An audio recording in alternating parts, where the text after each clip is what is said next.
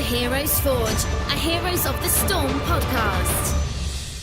What's going on? Happy Sunday, Forgers, and welcome to Season 3, Episode number 116 of Heroes Forge, a community-driven podcast all about, you guessed it, Heroes of the Storm, where we're creating hero kits without any of the pesky percentages over here.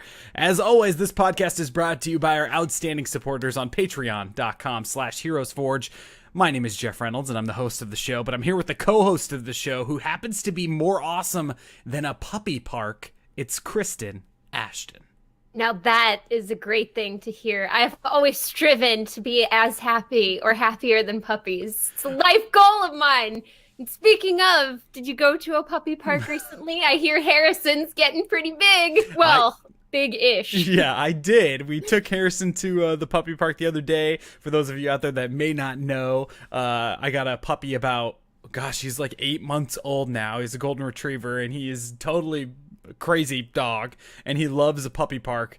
And then I was like, you know what, this is pretty awesome. And I always try to think of something awesome that Kristen is more awesome than. I mean, there are dogs running everywhere at this park by my house. I mean, this is not an exaggeration. Probably 70 dogs in this huge outdoor puppy area where they can just run and hang out and just have fun. That's incredible. So is it one of those super special parks where they've got fountains and little puppy play sets and everything too? Yeah, they have a few puppy play sets, but they've got the water fountains and, the double gated areas where you go into the first gated area, unleash him, and then let him out into the other one. The only thing is, it's like, it really is parent training because your puppy doesn't want to leave. Yeah, right. You have to learn to tell something that you love no. Yeah. And that can be very, very hard.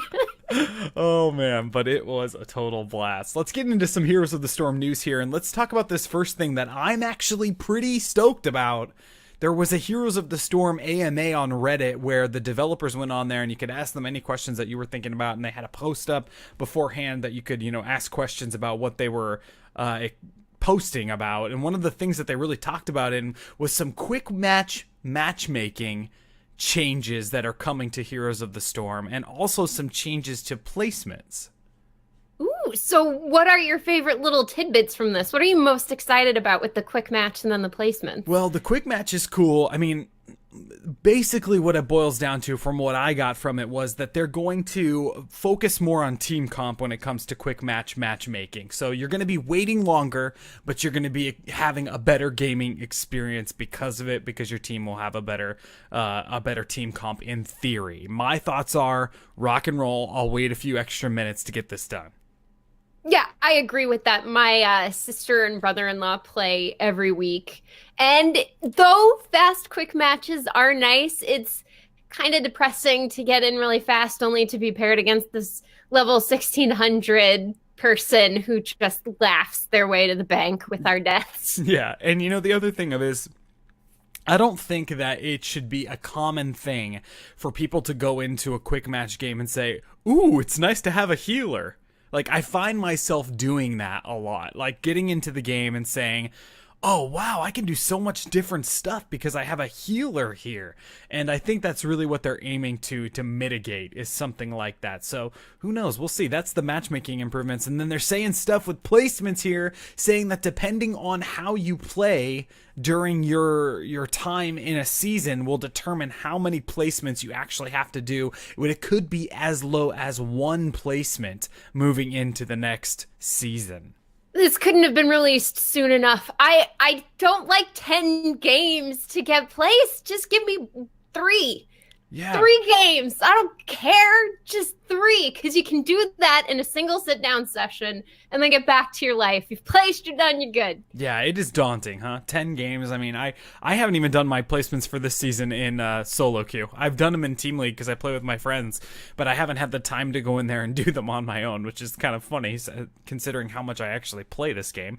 But there's been some other really cool talks that came out of that AMA. It's really cool to see people that are out there answering questions for the community, the support for this game as as always, is interstellar, the way that they communicate with the community and on a lot of different points. So check out the AMA. It's on Reddit still, and it's also on the all of these sorts of announcements are on the BlizzCon launcher. You can click on the news tab at the top, navigate to the left-hand side for Heroes of the Storm, and then you'll be able to see the things that they talked about. There's more stuff in there like MMR decay and stuff people have been talking about. So check it out. It's pretty cool. Also, while you're cruising that news section, you'll probably run into the next thing that we want to talk about here, which is it's a little bit memey on this show, actually, where we're kind of talking about how many days until BlizzCon, because BlizzCon was announced, and it is November 2nd and 3rd. Tickets go on sale May 9th and 12th, and Kristen, that is 201 days from today.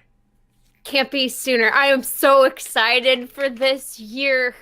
I'm excited every year. Who am I kidding? But I think the most exciting point is that there are going to be people showing up to this BlizzCon that haven't gotten to go to one before. My sister, namely. So I am so stoked. She's losing her mind, and it rejuvenates, you know, when you've been to a few, that initial excitement, that beginner's excitement kind of wears off after a while. But then of course you have someone you know who's never gone to one before. It's the child's eyes at Disney World kind of feeling. That's exactly what I was going to say. You know, you can experience Disneyland, Disney parks, go around there, but then when you take a child that's never been there before, it's a completely different experience. Same thing with BlizzCon. Took a couple buddies last year that had never been before, and you can just see their eyes just light up. Holy cow, this is amazing.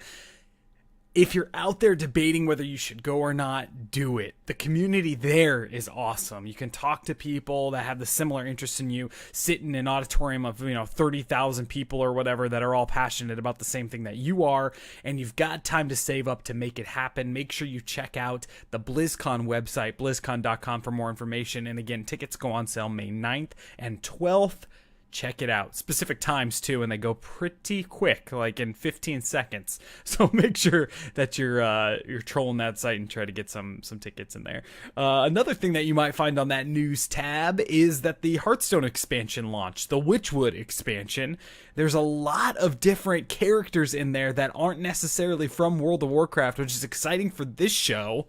So Kristen, have you had a chance to look through the cards of Witchwood? Have you had a chance to look at some of the art? I mean, some of it's pretty crazy cool.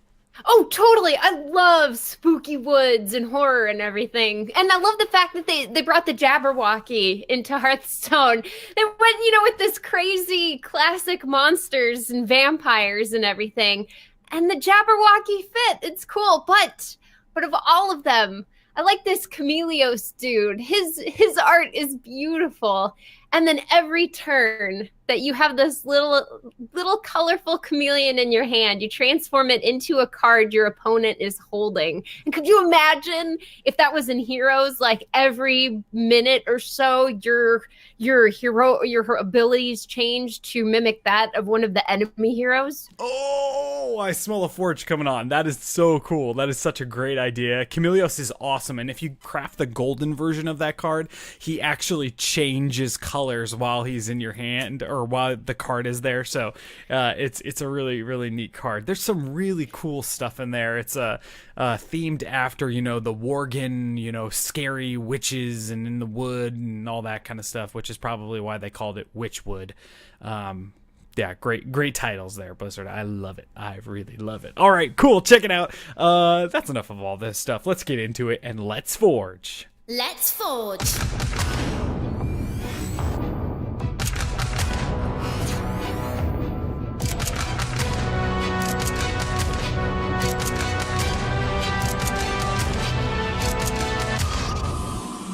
Now, one small note on Hearthstone: with Witchwood entering the fold into Standard, some of our beloved sets from the years before have been removed from the Standard rotation, including one of a lot of people's favorites, one of my favorites, the Old Gods. Wait, they were taken out? Okay, this is why and it's not a bad thing. I understand the importance of having to create new cards and retire old ones that just don't fit the competitive mold anymore. And I know there are places you can go to play these cards, but it's a big reason I just can't get into card games, right? Is because it's always this changing out of decks. And what if I really like a deck? I don't want to retire a deck. I mean, why would I learn a song I really, really like if I never got to sing it again after 2 years? You know, that's really true. I haven't ever thought of it like that, because part of what I enjoy about playing card games is the fact that you are always trying to get the new cards and build the new decks and find the combos that work. But I understand what you're saying. Also, there comes the money aspect of this, right? When they create the standard year for Hearthstone, which is just the most recent sets are allowed to be played in the standard year, it's like, well, I spent money on all those cards that are not in the standard year anymore. And then, of course, like you said, they have different modes that you can play, and you can even rank up in those modes and use the old cards. But what it comes down to is that you're right. You can never play, like, if I really liked to play Murloc Paladin, right? I could never competitively play a Murloc Paladin in Wild, where you can play any card that you want, because it's always affected by the new set that comes out. So I could play it. I could play the same deck forever in Wild if I wanted to, but it wouldn't necessarily be competitive because of the new sets that are releasing, which also get put into Wild as well. So there's a bunch of stuff that's involved with that, and I completely understand what you're saying. I mean, and Tier, to see some of these cards go, I mean, some of these old gods were pretty powerful in Hearthstone, and now they've moved on to Wild, where you can't play them in Standard. So we have a little tip of the cap today to an old god that made his way to Standard, or made its way to Standard, I should say. So, Kristen, who are we forging this afternoon? Well, today we are forging N'Zoth. And he's one of the, which you'll hear many times this show, one of the 2 old gods never actually seen in World of Warcraft. I know. How cool is that? I mean, literally every expansion that comes out, if you search N'Zoth lore or whatever, you'll find videos from, 5 years back, 4 years back, 3 years back, where everybody is kind of theory crafting how N'Zoth is going to get brought into World of Warcraft again, like how you're actually going to see N'Zoth. I mean, it's even happening now with Battle for Azeroth. People are like, this is it, this is the expansion, we're going to see N'Zoth. But then you can go back to all those other videos where people said that about Legion, about Mists of Pandaria, so on and so forth. That's too funny. But at this point, you shouldn't be able to see N'Zoth. Like, at this point, I feel story-wise, he is too big of a deal to be shown. He's been built up as one of the old gods, kind of like Cthulhu, right? There are descriptions out there in the original writings, the original stories, but no images, nothing that could really do justice to something that drives you insane when you look at it, because what's scary to somebody isn't scary to somebody else. But that becomes a little murkier when there isn't an image to show. Yeah, absolutely. And I'm wondering, this makes me think, so N'Zoth is a card in Hearthstone from the Old God set. How did the Hearthstone art team approach the Warcraft art team to say, we want to bring N'Zoth into the set, it's the old gods, he has to be there? And what did the Warcraft art team say, who they might be holding this near and dear to their heart, like N'Zoth, maybe nobody will ever see N'Zoth, or maybe we have a specific way we think he should look. I mean, I bet that was an interesting conversation. Maybe, right? And maybe the most diehard Warcraft fans on the creative team were like, don't do it. You'll regret this. Do not put his image on the card. And they didn't listen. They didn't listen. They got sucked in. They got corrupted, so to speak. So Chad is asking when N'Zoth was actually mentioned in World of Warcraft. So let's hear about it, Kristen. Let's hear a little intro of N'Zoth and his place in WoW, the little that we do know. Will do. One of only 2 of the old... That's a very poorly written sentence. Let me start this over. One of only 2 of the old gods to have never actually been seen by WoW players. We only gathered our first image of this entity when his card released in Hearthstone. Though considered the weakest old god, this ancient deity still yet lives, striving to escape his prison little by little. In times past, it was he that controlled the realm now known as the Eastern Kingdoms, and it was he that was first imprisoned halfway between the Well of Eternity and the place that would be known as Old Man. During Cataclysm, N'Zoth saw it to be his time to strike. Infesting the mind of Deathwing and commanding dwarven cultists to cover the dragon and Elementium, he then went on to forge alliances with Ragnaros and Alakir, promising them an eventual tear that would connect Azeroth to the elemental plane. Unfortunately, adventurers pushed back the corruption, and N'Zoth recoiled to his prison where he remained still, biding his time for the next chance to rise. Those unfortunately's always have to come at the end, right? I mean, we got big delusions of grandeur here, and then unfortunately, adventures always seem to push back. They do! And it's so silly. It was that heart of the dragon. It's such a cop-out, the single thing that can take a big entity down. And I know it happens all the time, and it's not bad when it happens, because you have to go through a lot of stuff to get that one ring to the fires of Mount Doom and drop it in. And even then, the hero didn't do it. It was Smeagol who had to do it. So for Thrall to show up with this stupid thing, and N'Zoth is channeling his power into Deathwing, and Thrall's like, yeah, eat this. Just like a little punch to the face of this huge dragon who's mentally and physically unstable because he's been filled with the power of N'Zoth to just out. After that happens, that's why I write unfortunately.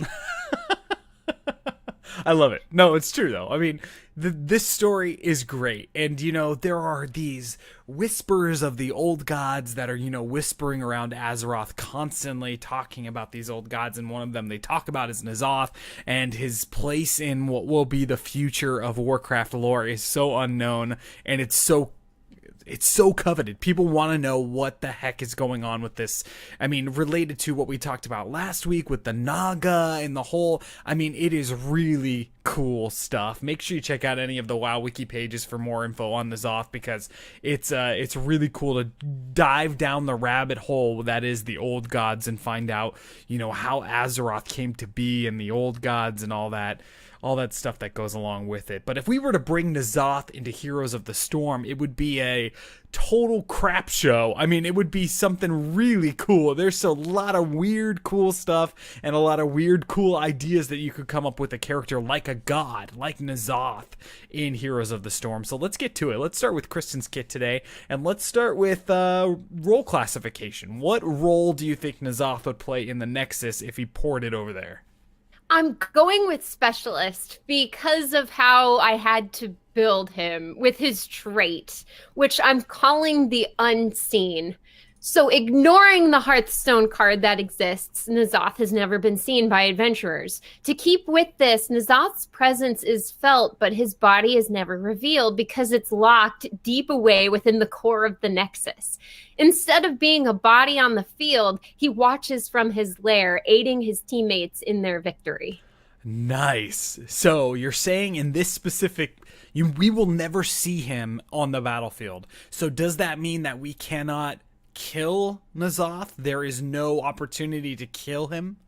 Correct. So basically, Abathur, the hatting and everything, Abathur without a body, kind of an idea is how you would play this old god. And besides, who are 5 heroes, maybe even not even famous heroes, than Heroes of the Storm to kill an old god? You have to go through some serious stuff in order to earn the clout people would deem you would need in order to stand up to something so horrifying. Oh, I know. And there's so many pathways we could go with this where, this could turn into an entire conversation about, okay, so what if we made N'Zoth a raid boss that was played by one, and then like a raid in Warcraft, you actually queued up with a team of 20 other heroes to try to fight N'Zoth, something like that. That would be amazing. We talked about that before too, because you did that with Onyxia, right? Yeah. The whole boss battle thing. And I mean, maybe that's what the PvE is kind of working toward, is them figuring out how to do a boss character, but still keep it a 5v5 kind of game. I know, but just crazy brawl idea stuff that you can do. I love this idea of not being able to see him on the battlefield, kind of this ominous presence, because it's that, corruption that he really drives the planet with, but without being seen, is really cool. So let's get into some basic abilities on your kit. What's your first one? The first one is corruption, because the first thing I noticed when I was reading through his history is that he influences through corruption. So with this one, he chooses an enemy target and begins to transform them into hideous versions that they once were. And this ties into the lore because it said that he helped transform Queen Azshara from the elf into the Naga that she became.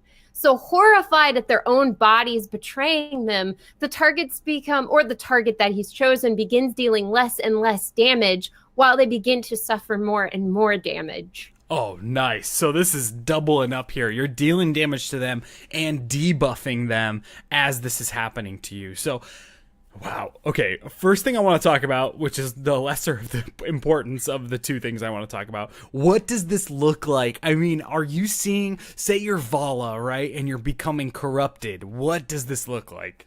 Oh man, that's hard to say, because you'd have to go with something that's a clear thing, regardless of the size or the coloration of the hero you're playing. So maybe it's a black, since black is kind of hard to miss.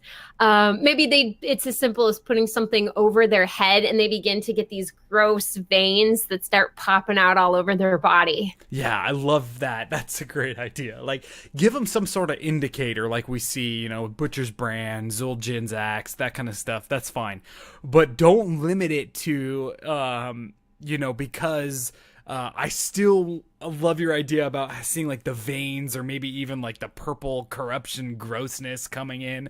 Even if you wouldn't be able to see it as well on some heroes, I think that's cool because you've got like you said, the little brand on them as well that shows that they're becoming corrupted. Okay, cool. So now to the important question about this ability. What does the player have to do to continue their, quote, suffering more and more damage? So it gets activated, it's just damage over time as this is activated on them? Is it any sort of skill shot or anything that the N'Zoth player has to do? Or is it just an activated thing on a hero that lasts for a certain amount of time?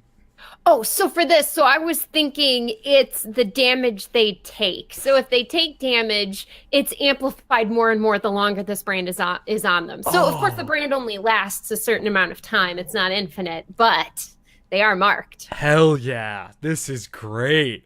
Okay, I get it now. Sorry, I was confused. So we get marked, and then at this point, if you're corrupted, the player that is corrupted does not want to do damage because they will be dealing less and less and taking more the more that they do.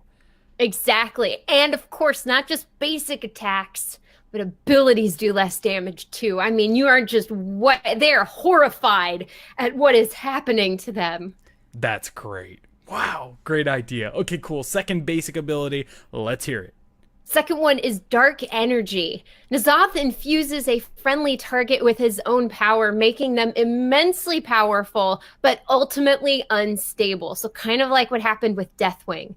This mental and physical instability is realized through cooldown timers that fluctuate and basic attacks that fire off rhythm. Wow, this is great. We've never done anything like this before on the show. Okay, so just to review for me, you are getting an increased attack speed and damage buff on you. This one is, oh my goodness, I said friendly target. Okay, yeah, so let's do that. So let's say you can choose either a friendly target or an enemy target. And if it's a friendly target, the cooldowns will be less, but it'll change. Of course, you can't control that. And the basic attack rhythm will be a bit faster, even though that'll be unpredictable. And if it's an enemy, it's longer. Oh, cool. So you could use this on both ends of it. Oh, that is so cool. So Wow, you got to really find out who you want to throw off kilter, right? So if it's the enemy team that's really combo dependent, right? Like Kerrigan.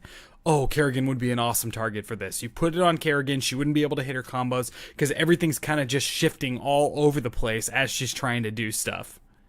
Yes.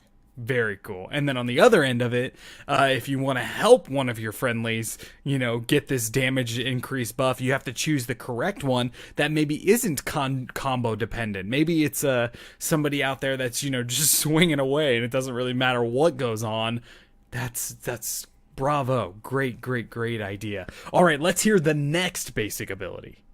Okay, and this one is called Frenzied Dreams. And I discovered again with N'Zoth how much I love building eldritch horror beasts. It's all about the mind, right? What can you do with the mind? So Frenzied Dreams, choosing either an enemy or friendly hero, N'Zoth fills their minds with the incomprehensible, driving them mad for a short period of time.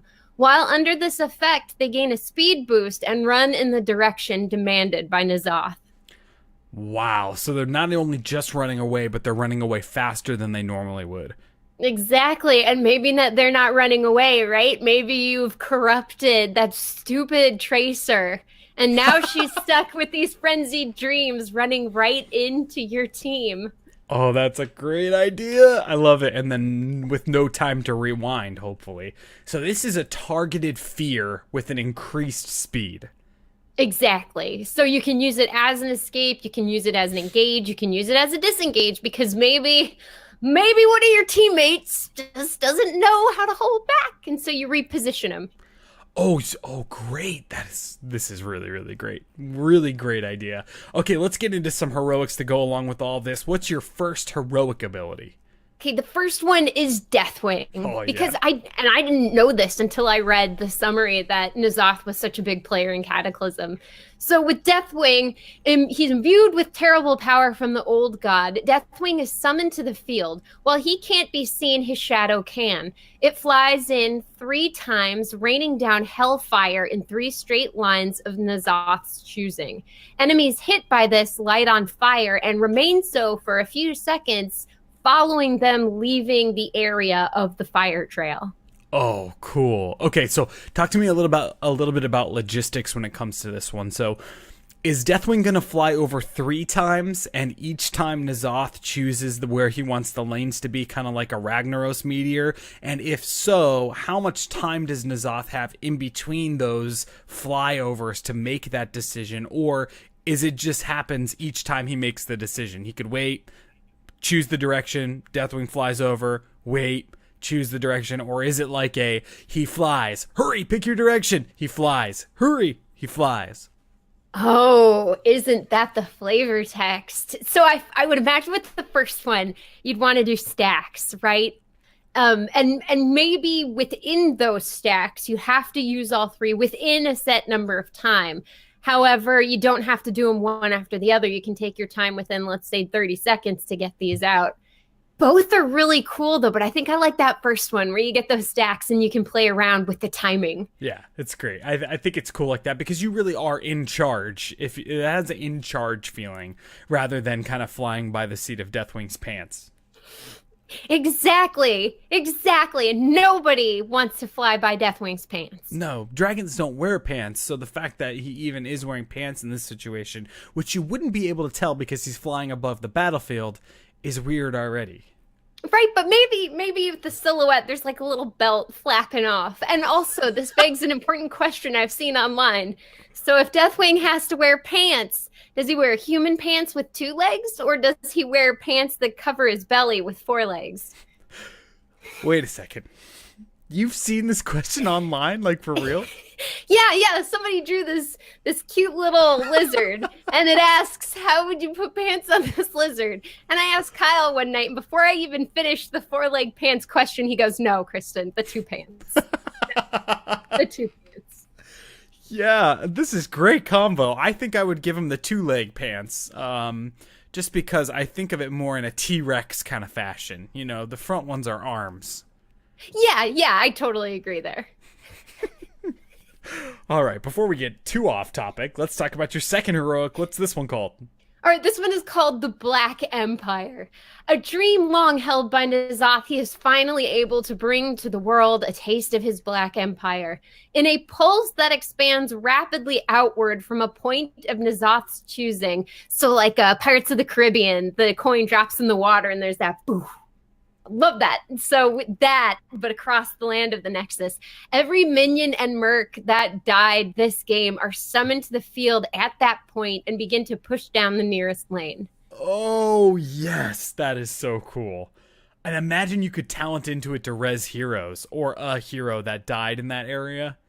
Yeah, right. All heroes that are dead are rezzed with this, but not actually res. Maybe just their corpses or something, or their souls, so that the souls die and then go back. Oh, man, this is so great. And this is total Hearthstone here. That's what I figured, you got to have at least one that gives a tip of the hat, like you were saying, to Hearthstone. It is such a great idea. Okay, so this is minions and mercenaries, but not bosses. Correct. Bosses might be too much, but maybe at level 20, bosses are just enough. Yeah, maybe. And here's the thing, though. You have to have gotten the boss in the first place. And if you're going through with this souls idea that you have, maybe it's the soul of the boss that does something different. Maybe it's not as strong. Maybe it's got half as much health, balancing it out in a certain kind of way. But I love the minion and mercenary idea. Imagine if you had Winions on the core and they were going totally on it. Is this a global ability for you, like anywhere that you have sight? So if you've got Winions on the core and they're getting taken out, and then you can just bring them back to life and hopefully get the core down with them. Yes. Yes. I don't care how OP this is. This is our little world, and that absolutely can happen. And so they're on the core and they win. And I was also thinking, for a bit of flavor, what if your team wins with N'Zoth and the ground below the enemy's core begins to crack and something starts to push up, and right before the ground rips open and N'Zoth reveals himself, it cuts to the score screen. Just when you thought you were finally going to see N'Zoth and the whispers of Aganoth or whatever are true, it just cuts to we won the game. Exactly. I mean, what if we have heroes of that immense power that you can't ignore? And how would that affect when you win a game? That would be some really cool flavor. Oh, heck yeah. And what does it look like on the hero select screen for N'Zoth? Oh, maybe it's like a shadowy thing and there are grumpy eyes in there or something. Or maybe it's just got a big sensor sign on it because it would drive you insane if you even tried to look at it. Yeah, so they're protecting you. Not currently available is like what it says on the screen. No file image found. That's right. For your own good, for your own protection, this is not available. I love it. Exactly. We've got to keep this game teenage friendly. And you don't want to see the devastation that is in N'Zoth. Oh, such a great kit, Kristen. Specialists, too. We don't do a whole lot of specialists on the show anymore, so this is a lot of fun to roll with the specialist. How do you describe this entire kit? Well, we're going to do the rolling in the deep. I had my monster inside your car. And he broke it. And he broke it apart. Oh my gosh. Rolling in the deep, N'Zoth, right here, brought to you by Kristen. What a great kit. I mean, some really awesome stuff here, focusing on the corruption, not being able to see this thing that is corrupting you while it's on the battlefield. Being able to either give this unbridled power to a friendly or an enemy to kind of just confuse and, eat their mind from inside. I mean, speaking of the frenzied dreams, and then, of course, Deathwing flying over the battlefield. I mean, his right-hand man, Deathwing, we got to say it. And then, of course, the Black Empire being able to bring back things that have died in the game, however that fashion is. That is a really, really cool idea. Bravo on that awesome kit. Before we get to my N'Zoth kit, we have some people that we need to thank, as always, that help support this show grow and continue week after week. First and foremost, we need to thank our supporters on patreon.com/HeroesForge. Over on that website, you can check out all of the ways that you can help support this show and to send a buck or two our way to help to keep the show going week after week. And a huge thank you to all of the supporters that we have over there that continue to support us week after week. You guys are all rock stars, as you know. Thank you, thank you, thank you. Also, thank you to everyone that's given this show a 5-star rating on iTunes. That helps the show grow immensely when you do that. If you haven't done that quite yet, head on over to iTunes, drop a 5-star review, and then when people search for all the great Heroes of the Storm podcasts out there, they will find ours amongst the legends that are Heroes of the Storm podcasts out there. And thank you to everyone that has done that already. All right, let's get on with it, and let's get forging with the second kit in our Sunday series here, which I am also going with N'Zoth being a specialist. Yes, 2 in the specialist bucket. I like it. Now, was this before decision or after Forge decision? Instantly. I don't know why I can't speak in the last 10 seconds, but instantly I decided that it was going to be a specialist. I thought, you know what? I'm building a specialist this time. So we're going with the specialist, and we've got this trait. Now, I should tell you, I went on to... I got some weird, we both have some weird forging habits here. So I was like, you know what is N'Zoth all about? And like Kristen's kit, it's all about corruption from the inside, corruption. So I went to a thesaurus online and I looked up the word corruption. I was like, you know what I'm going to try to do is make all of these words feel like corruption. So this trait is a new word that I didn't know. And the word is malfeasance. Is that how you say that? Yeah, great job. I wrote the pronunciation out because I was like, this is an odd word. And it means... You gotta do it sometimes. I know. The performance by a public official or an act that is illegally unjustified, harmful, or contrary to law, wrongdoing. So basically, it's this legally unjustified act that's happening by someone in power, right? Well, kind of sounds like N'Zoth to me. So I used it for the trait, and this is the trait. In this N'Zoth kit, he'll be a specialist that corrupts the battlefield one hero, structure, minion, or mercenary camp at a time. This trait confines his body to the core for the entirety of the battle, but also allows for him to activate his carefully placed corrupted tentacles on any unit or structure that he chooses and has sight of. When activated, his tentacles will burst from the ground and target a select unit or structure. This trait has a medium-length cooldown before N'Zoth can reactivate his tentacle and activate it to another place. While his tentacle is above ground, it is targeted by the enemy and will count as a third of a kill, like Murky, for the enemy if it's destroyed. The fantasy that I'm trying to go for here with this N'Zoth, it's like this corruption that's coming to the Nexus from underground, making him a global threat to all. That's so cool. I love that's I guess that's the what we imagine, right? He's imprisoned underground, so all he can do is push upward to corrupt the world. Yeah, and I love your ideas about him being, maybe being confined to the core is like locked underneath the core, and maybe there's like this purple oozing, seething grossness that's coming up from underneath it, and then he can send his tentacles out to do his bidding. So basically, your tentacle, when you send it up on a specific unit or structure, it pops up where there'll be a range around that unit or structure that you can pop your tentacle up at, and then you can't move it. Like, it doesn't move until you activate the trait again to move the tentacle to another location.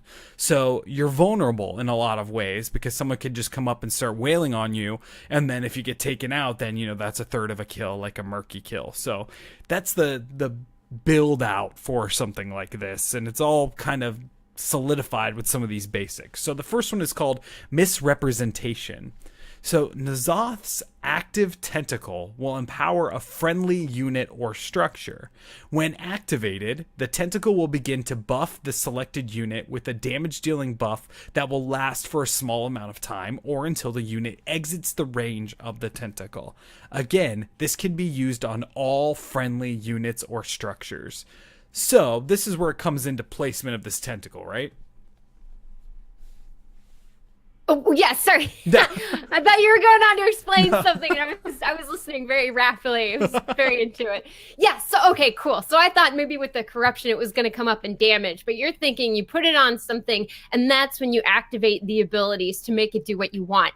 So with this misrepresentation, let's say it's on a mercenary. You put it on the mercenary, and the mercenary can't move, or is the mercenary free to push onward once it's done taking down the tower gate that's in front of it. Yeah, so the mercenary will be able to move, and it can move out of the range of this Q ability. So this is where you're kind of leading your tentacle. So let's say that you have a mercenary camp that's pushing down the lane, and you activate your tentacle right in front of the gate, right? You're going to be using all your basic abilities, which is probably like basic attacks, which is probably like a tentacle swing or whatever. And then as the mercenary camp moves into range of this ability, you can activate it, and it'll just buff that mercenary camp and all the minions that are in there. They'll start wailing on the wall. When they get the wall down, though, and they start moving down the lane, they'll move out of range of this ability again. So then, at that point, hopefully your cooldown to move your trait, to move your tentacle, is up. You can retract your tentacle from the ground and then bring it up in another location to help buff them into the future. Nice. So it doesn't actually have to show up on a specific thing. So it's a global thing. You can make this tentacle show up wherever you want. Yeah, wherever you have sight to, you can make the tentacle show up, and it just bursts from the ground, starts doing all of its basic attacks, and you do your abilities that we'll get into. And then one of them is just buffing all the things that are in that area. Nice. I really like it. And what kind of tentacle are you envisioning? Because, you've got the ones like with the weird bulbs at the end. You've got the octopus one with all of the little suckers on it. What are you thinking? There are so many tentacles in Warcraft. I mean, tentacles are all over that game.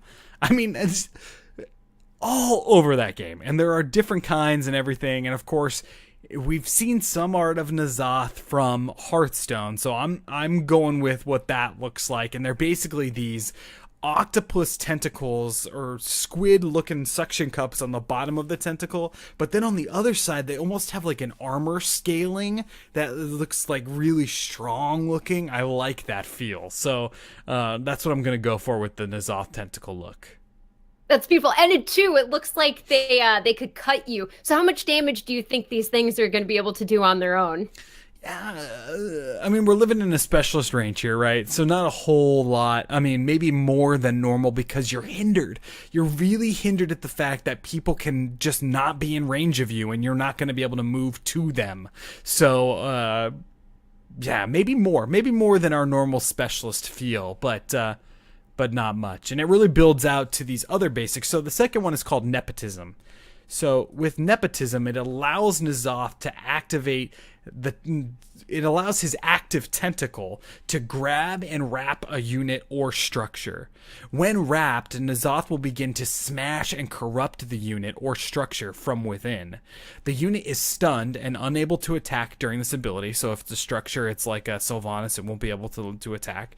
The smash does a small amount of damage over time, and this cannot be cleansed. So this is one thing where the power of the old gods has got you. Malfurion or Uther can't save you from this one tentacle that's wrapped you. You can't be cleansed from it. So it can be talented into much later in the game to allow the tentacle to pull an enemy hero underground and protect itself while it's holding them for the duration of the stun. So right now, if you were to grab a hero at the beginning of the game with nepotism and hold them, you would be targetable still by the enemy team. Later in the game, though, you can grab them and pull them underground. That way you can't be targeted while they're stunned. I like this a lot. The whole idea that the old gods are so much more powerful than any other hero in the Nexus. And I wonder if maybe this is a route we could see, right? Because if they're going with lore for Heroes of the Storm, there gotta be some big baddies, and maybe we could see some story elements come into play like this. Yeah, and do you think, I wanted to get your opinion on this, do you think there's a place in the game for abilities that cannot be, for example, cleansed? Do you think that there's a place where you could say, this stun cannot be cleansed because of whatever reason? Yeah, I think so. I mean, there's already so much flavor text that isn't flavor text that is actually, here's what it does if X and Y equals Z. So why not, right? Why not be able to give yourself an equation where if you fulfill the things that you need, you get to have something that can't be cleansed or stopped. Yeah, I like that reasoning. I mean, and then also if you just think about it practically, right? I mean, so Malfurion's grass comes out, and I could just pull a lawnmower out and just, mow the grass, and then you wouldn't be stunned anymore, and that's basically the cleanse. This is a tentacle from an old god. Let's be real here. Yeah, and I'm behind this because how silly is it to be Alex Straza, right? A dragon who we've been told one of the most powerful beings. She's the leader of the Red Dragon Flight, and then to be killed by a Genji? Come on! Yeah. Come on! I don't care if that Genji's a better player. This doesn't even make sense. The other thing about this is there needs to be a murky skin that is Disciple of N'Zoth because of Octograb, right? So, and that Octograb is N'Zoth that comes up and grabs you. Yeah, that we need. And Alarak has the Disciple of N'Zoth skin. So what if they give that to Murky and suddenly people realize Alarak and Murky and Alarak, that is a can't miss. That's right. I agree. Let's get on to some third basic ability here. This one's called Mind Pollution. So when this ability is activated, N'Zoth's active tentacle will pulse with a sonic wave, similar, great minds of what you're talking about with your, Dead Man's Coin from Pirates of the Caribbean, and it'll push all heroes back from it. So this pulse is similar to a Brightling Wing wind, but it's much smaller, and it only pulses once unless it's talented into later in the game. Now, the difference with this ability is that if the N'Zoth player holds down the ability key, the wave will pull the targets in, not push them out. So, reviewing here, if you quickly press it, it pushes the enemies away. If you press and hold, it pulls them in.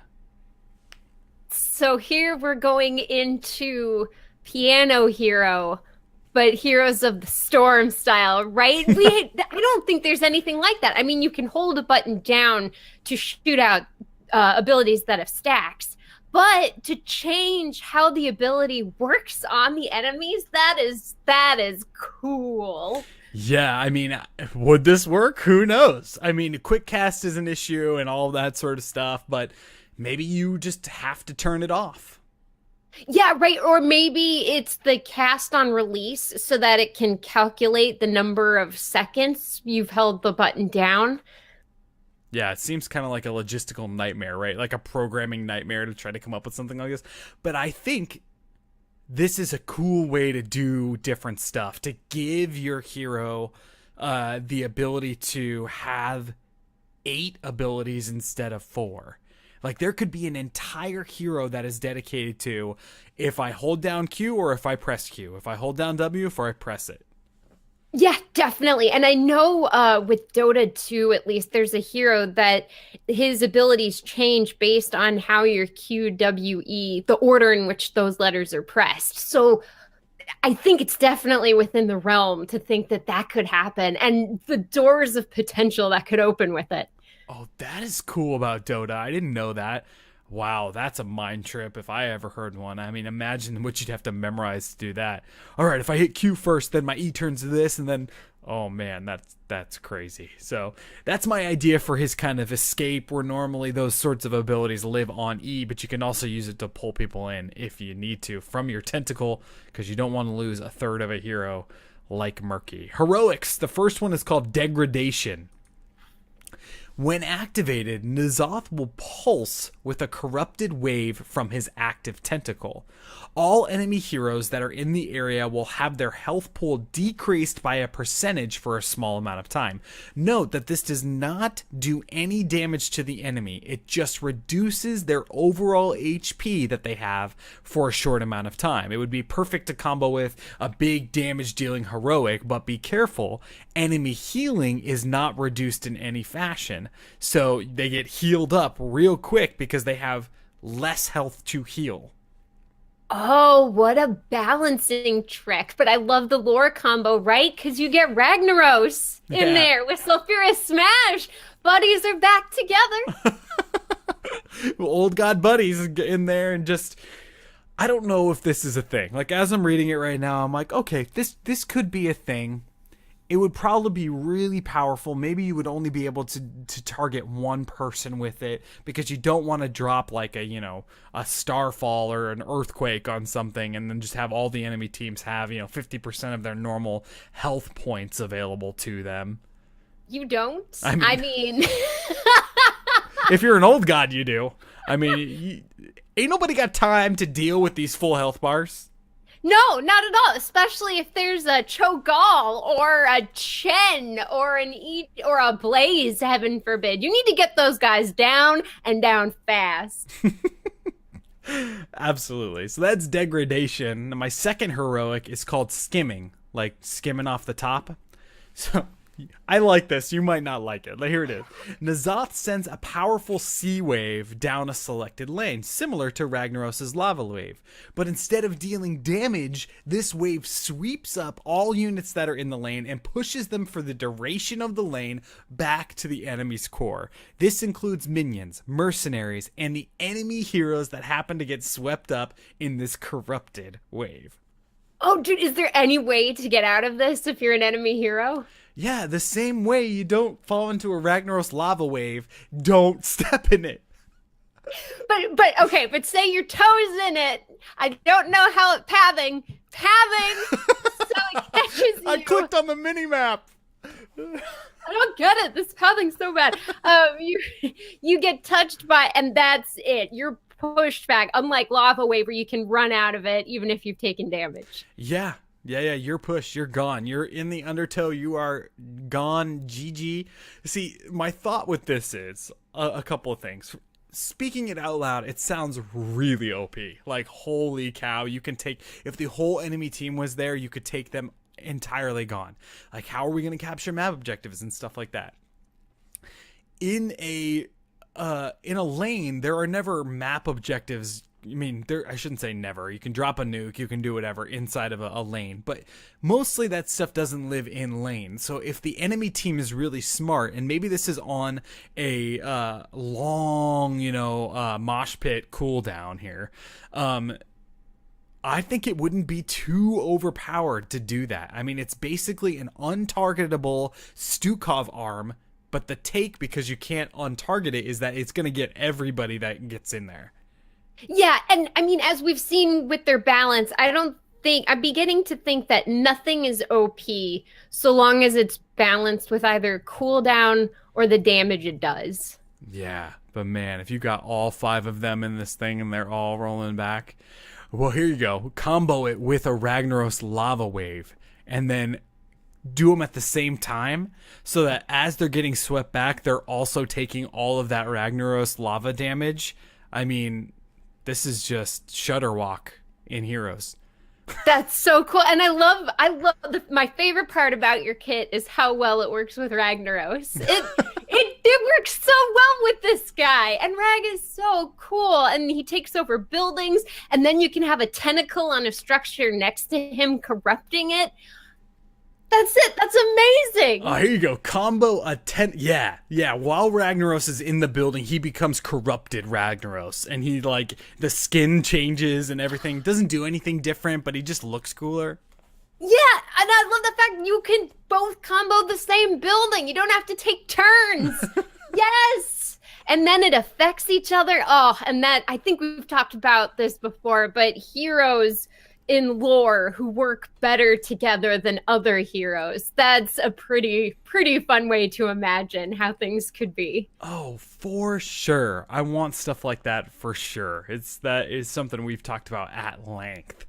N'Zoth being, just a total badass he's an old god. In this kit, he has the ability to spawn these corrupted tentacles all over the battlefield that count for a third of a hero, messing with the enemy's mind, right? So you're able to, grab them and push them, pull them, and, get them all over the place. And then, of course, with the heroic, sending that huge wave that'll send them all the way back to their core. If they are Wood League like I am and accidentally step in it, it takes them all the way back back to the core, which is no bueno. All right, Kristen, before we can call these 2 kits completed, we got to talk about the best part here. We got to talk about specialty skins and dance moves. Let's start with your specialty skin. Oh my goodness, I cannot wait. Okay, so this one is called Nagath. And because you still can't see him, but he's the weakest of the old gods. So Nagath tries his best to be at least cooler than his bros. So instead of, I imagine the way you're seeing the field, it's going to have decorations along the side, like when you're in a Stitch of Stomach or you're doing murky vision, when you're in the egg, that kind of thing.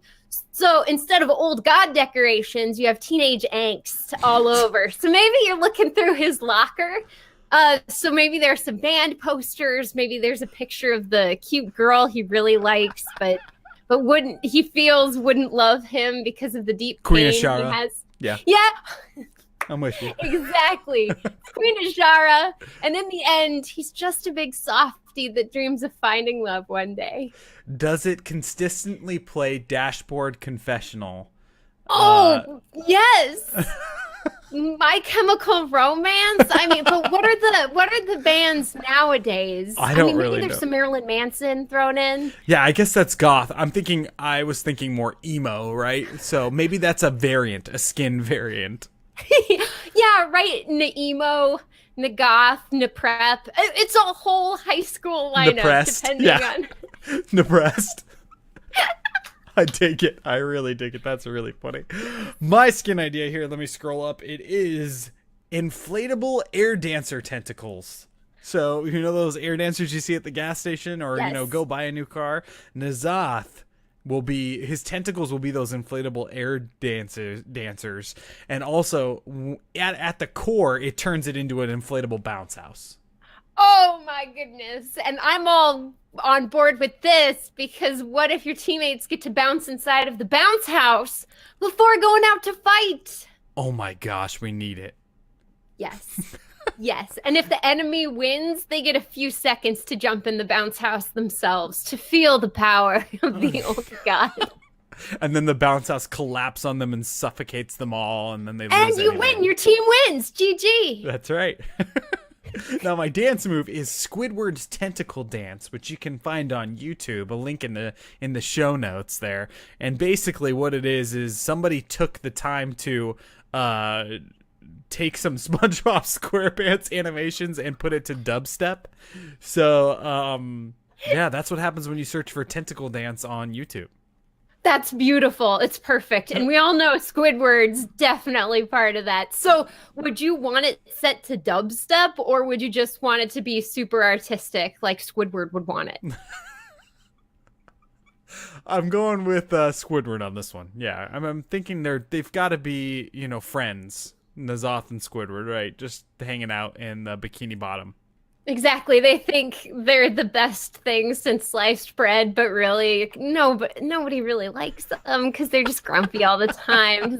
He corrupts things he touches, so... It's perfect. It's perfect. And maybe that's where Nazoth is and nobody can find him. He's just hanging out in Bikini Bottom with SpongeBob, and since they've had 17 seasons, no one can ever find him. Yeah, I'm looking at you, Nickelodeon. 17 seasons, man. I made that up. It's probably more than that. I don't know. What's your dance move? I'm thinking disco lights. So I was thinking disco lights would flash on your screen if you're the Nazoth player. And then on the ground of the Nexus, and this would go even over to the enemy team side, there are cracks in the ground that open up because the base is making the ground jump and the disco lights are flashing upward from the ground. Love it. So cool. I mean, we talked about this before too, where what if the Nexus was, we see these hexagons all over everywhere, right? What if the Nexus was just this like reboot world, for lack of a better term, where it's just all these hexagons that form to create all these battlefields, and maybe even the heroes are, these hexagon creations. So seeing the ground like rock and shake could be really cool with something like that. Oh, definitely. And imagine then, too, we get the story of the characters discovering they're just characters within a virtual realm. And then Varian looks straight at the camera and says, "What do you mean I'm dead?" Blackout. Perfect. Neo just gives a nod to the camera. I love it. We can say after all of that these heroes were forged.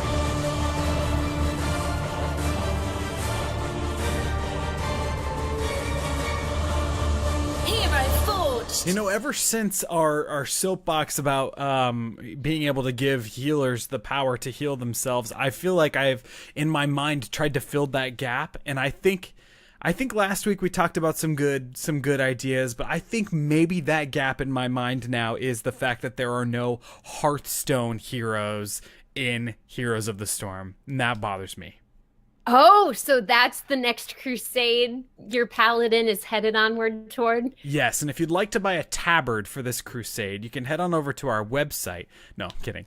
But honestly, though, I mean, I want to see some Hearthstone heroes. I know N'Zoth belongs in World of Warcraft and all of that, but it just got me thinking as I was building this that we've seen N'Zoth in Hearthstone, so maybe something like Kristen's heroic ability there, resurrecting people and stuff, would be really fun. I mean, they could even come up with a hero that is the old gods, right? And use Kristen's method here to not be seen on the battlefield, but have the power of all of the old gods at your fingertips, right? So you could do different things. Maybe something Cthulhu would do, maybe something N'Zoth would do, so on and so forth, just throughout the battle. I mean, there's a lot of cool stuff they could do with old gods, and N'Zoth would be a super powerful, hopefully, hero if they brought him to the Nexus. Right, and since no one's seen him, you wouldn't need to worry about silhouettes or anything. You basically take what I personally enjoy as Abathur is not controlling his body. It's jumping around the screen. So you take what I find to be the best part of Abathur and make that a hero. Boom! You sold me. I'm fine with that. I don't have to control movement or placement. You signed me up for that today. Yeah. You did. The issue I have is controlling the camera. But, you know, stuff like that is whole different skill set. I mean, some people play Abathur like crazy. I mean, there's a ton of stuff out there like that. N'Zoth would be a welcome addition to the Heroes of the Storm fold if that was to ever happen. Super, super cool hero with some awesome corruption background that you could make some really cool abilities with.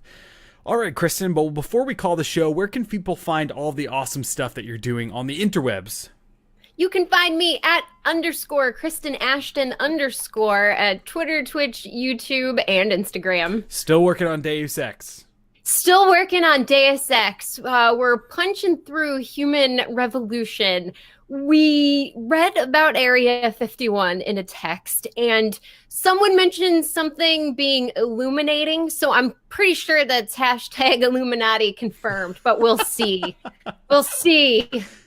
Oh, so funny. Check out Kristen's streams. They are a ton of fun, as I say, every single week. Make sure you're in there and checking that stuff out. Also, stay tuned to this show because we're going to have some announcements of some other projects that we're working on soon. We're getting everything together, and when it's ready, kind of like Blizzard, we will let you know what the deal is on some of these other cool projects that we're working on. But if you're looking for me, you can find me right here on HeroesForge. We record the show live every Sunday at 12 noon Pacific right here on twitch.tv/Amove TV because we are so lucky and grateful to be part of the Amove TV podcast and entertainment network. Make sure you check out amove.tv for all their great shows over there.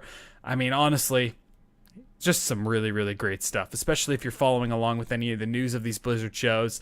There's a lot of in-depth conversation about all of that stuff. You can check out our website, which is heroesforge.club. Over there, we have all of the other heroes that we forged. You can send us an email, contactheroesforge@gmail.com. You can follow us on Twitter, @ForgeHeroes, where you can vote on which one of these two builds you thought won the day, and the winner gets to pick the hero for next week.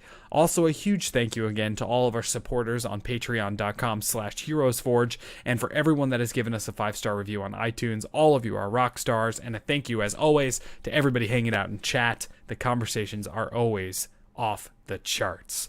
All right, Kristen, any final thoughts on N'Zoth? I love the Elder Gods. I love Cthulhu mythos. I love the language that Lovecraft used.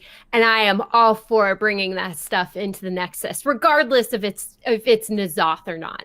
Yeah, we could also come up with a skin variation that would be Old God, and it could be just N'Zoth, but with a beard. There you go. Right. And it's a really bad beard, too. You can see where it's taped on or where the little strings are because it's community theater and you tried. You really did. That's right. And the toupee tape never really works out. You gotta upgrade to Spirit Gum, Nazoth. You gotta upgrade there. I'm telling you. You can download this show on any of your favorite podcasting apps, iTunes, Stitcher, or Google Play. And I think that's it. I think we're going to call it there. We will see you all next week and catch you all in the real world.